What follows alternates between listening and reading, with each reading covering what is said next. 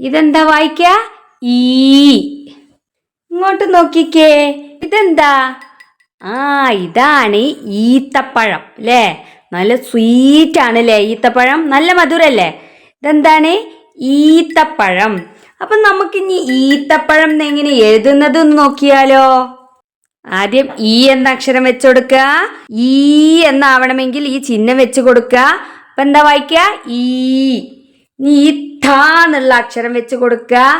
ഈത്ത. പഴം. ഇതെന്താ വായിക്ക? ഈത്തപ്പഴം. എന്താ വായിക്ക? ഈത്തപ്പഴം. ഈത്തപ്പഴം. ഈത്തപ്പഴം. എന്താ വായിക്ക? ഈത്തപ്പഴം.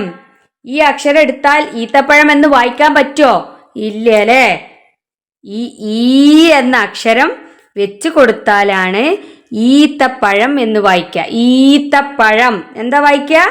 ഈത്തപ്പഴം.